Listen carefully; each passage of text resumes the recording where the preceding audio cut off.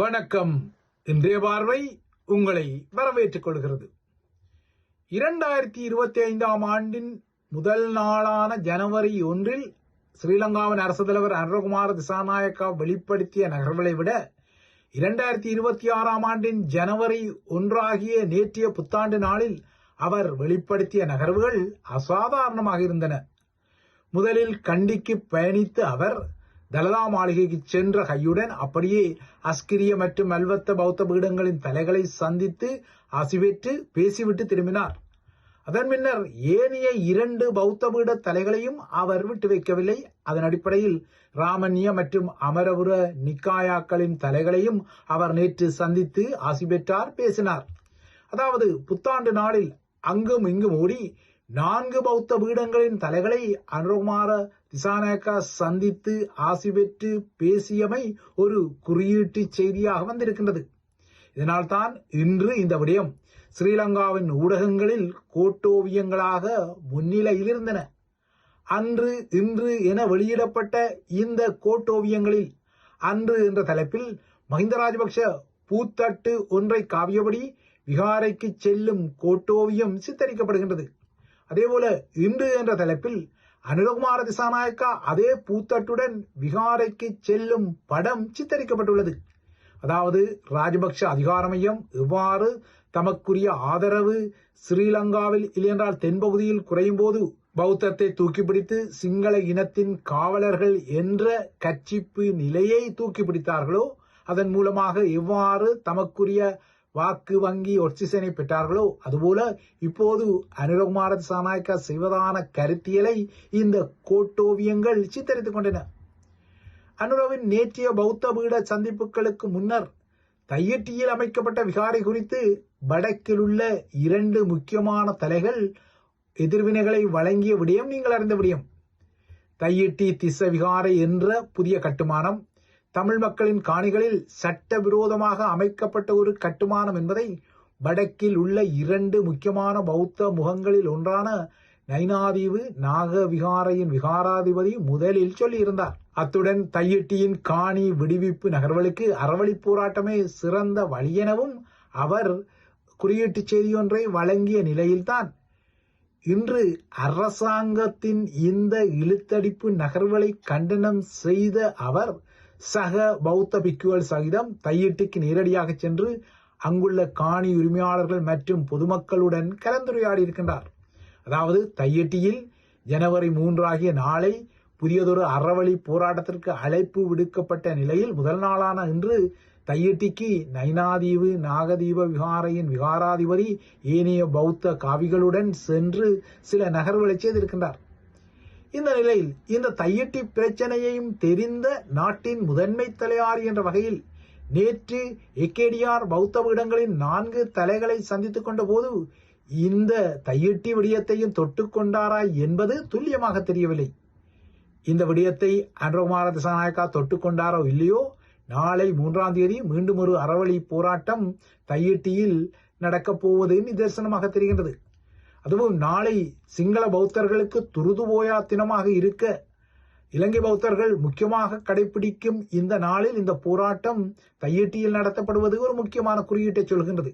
ஏனெனில் இதே துருது முழு நிலவு நாளில்தான் புத்தபிரான் இலங்கைக்கு முதன்முறையாக சென்று இலங்கையில் போரிட்ட யக்கா பழங்குடி தலைகளை அவர் சமாதானம் செய்ய வைத்ததாகவும் இலங்கையை பௌத்தத்தின் கோட்டையாக மாற்றிய முக்கிய நாளுக்கு அத்திவாரத்தை வழங்கியதாகவும் இந்த நாள் கருதப்படும் நிலையில் இந்த நாள் சிங்கள பௌத்தர்களுக்கு முக்கியமான நாளாக இருக்கும் நிலையில் அதே துருது போயா நாளில் தமிழர்கள் தமது நிலங்களில் பௌத்தத்தின் பெயரால் எழுப்பப்பட்ட சட்டவிரோத கட்டுமானம் ஒன்றுக்கு எதிர்ப்பு தெரிவிப்பதும் இந்த குறியீட்டு செய்தியின் முக்கியத்துவம். கடந்த பல மாதங்களாக ஒவ்வொரு பௌர்ணமி தினத்திலும் கஜேந்திரன்களின் தமிழ் தேசிய மக்கள் முன்னணியில் மட்டுமே சொற்ப அளவில் தையிட்டியில் போராட்டங்களை நடத்திய வரலாறு உள்ள பின்னணியில் நாளைய போராட்டத்தில் மத தலைவர்கள், குடிசார் அமைப்பு பிரதிநிதிகள் மற்றும் பொதுமக்கள் என அனைத்து தரப்புகளும் பங்கெடுக்க வேண்டும் என வடக்கின் காணி உரிமைக்கான மக்கள் இயக்கம் அழைப்பை விடுத்திருப்பது முக்கியமான ஒரு விடயம். இந்த போராட்ட நாளில் பிரித்தானியாவில் நாளை பிரதமரின் நம்பர் 10 வதிவிடத்துக்கு அருகிலும் ஒரு அறவழி போராட்டம் நடத்தப்பட திட்டங்கள் போடப்பட்டுள்ளது இன்னொரு விடயம்.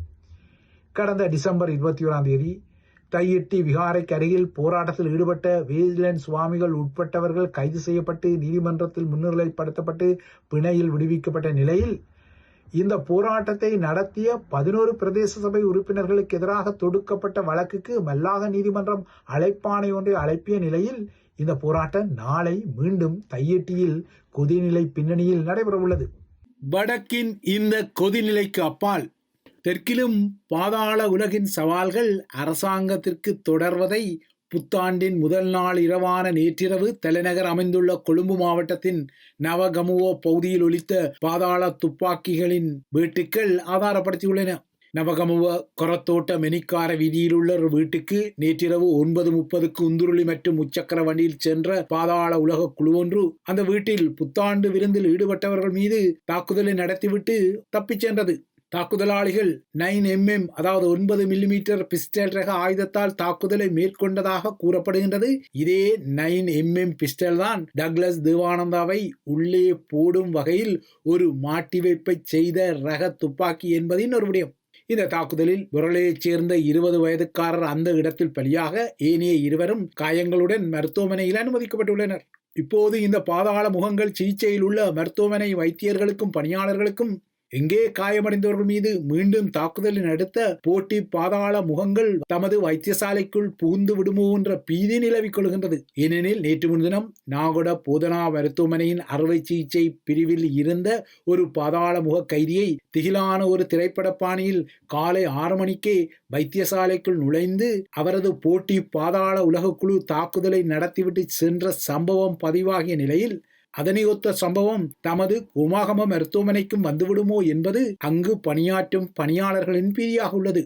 அனுர அரசாங்கத்தை பொறுத்தவரை என்னதான் பாதாள உலகை ஒடுக்கிக் கொள்ள அது ஒரு போரை பிரகடனப்படுத்தி சில நகர்வுகளை செய்து வந்தாலும் இவ்வாறான சம்பவங்கள் புத்தாண்டு நாளிரவு இடம்பெற்றமை 2026 ஆண்டாகிய இந்த ஆண்டும் அனுர அரசாங்கத்துக்கு பாதாள உலக சவால்கள் தொடரப்போதை கட்டியம் கூறியுள்ளன. உள்ளூரில் தமது அரசாங்கத்தின் மீதான விமர்சனங்கள் மக்கள் மத்தியில் அதிகரித்து வருவது தற்போது அனுர தரப்புக்கு உள்ளூர தெரிகிறது. எதிர்க்கட்சிகளின் பலவீன நிலை காரணமாக இந்த எதிர்ப்பு நிலை இன்னமும் முறையாக திரள் நிலைப்படுத்தப்படாமல் விட்டாலும் அரசாங்கத்திற்கு எதிரான மக்கள் கணிப்பு கீழ்நிலையில் செல்வது தெரிகிறது. உள்ளூரிலும் சரி அனைத்துலக ராஜதந்திர தடத்திலும் சரி அனுர அரசாங்கம் திணறிக் கொள்ளத்தான் தலைப்படுகின்றது. வெளியரங்கை பொறுத்தவரை இந்தோ பசிபிக்கின் ராஜதந்திர தடத்தில் அது இந்தியா, அமெரிக்கா, சீனா என சிக்கி தவிப்பது தெரிகிறது.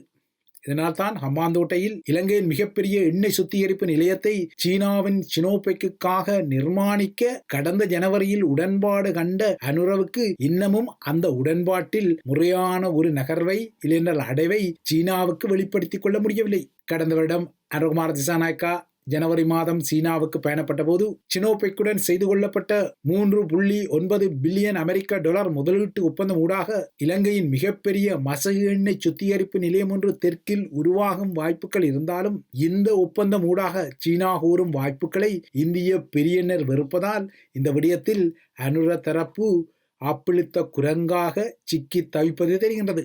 இலங்கையின் எரிசக்தி சந்தை இப்போது இந்தியா, அமெரிக்கா, சீனா ஆகியவற்றின் பிடியில் இருந்தாலும் திருமலையை மையப்படுத்தி இந்தியா போடும் சக்தி வள திட்டங்கள் இலங்கை தீவுக்கு முக்கியமாக இருப்பதால் நாட்டின் தென்பகுதியில் சீனா அமைக்க உள்ள மசகு எண்ணெய் நிலையம் இலங்கைக்கு பெரும் முதலீட்டு திட்டமாக மாறினாலும் இந்த திட்டமே ஒரு முள்ளாக இருப்பது அனுர தரப்புக்கு யதார்த்தமாக தெரிகின்றது. இந்த பின்னணியில் தமிழர்களின் முற்றங்களில் இன்று ஜனவரி 2 ட்ரிங்கோ 5 மேடர்ஸ் என்ற முக்கிய குறியீட்டை அனைத்துலக அரங்கில் கடந்த பல வருடங்களாக சுழலவிட்ட திருமலை பச்சைக்குருதி படுகொலைகளுக்கு இன்று 20ஆம் ஆண்டு கடக்கின்றது. இந்த நாளை பல வருடங்களாக இன்றைய பார்வைக்கு நினைவுபடுத்திய வைத்தியர் காசிப்பிள்ளை மனோகரனும் சில மாதங்களுக்கு முன்னர் லண்டனில் மரணமடைந்தார். தனது புதல்வனான ரஜிகரையும் இந்த படுகொலையில் இழந்த அவர் இந்த படுகொலைக்கு நீதி கிட்டப்படுவதை காணாமலேயே மரணத்தை தழுவியிருந்தார். காசிப்பிள்ளை மனோகரனின் இந்த மரணம் கூட தாமதிக்கப்படும் நீதி, மறக்கப்படும் நீதி என்ற கருத்துருவாக்கத்தை இன்றைய ஜனவரி 2 தமிழர்களுக்கு நினைவுபடுத்த மறக்கவில்லை.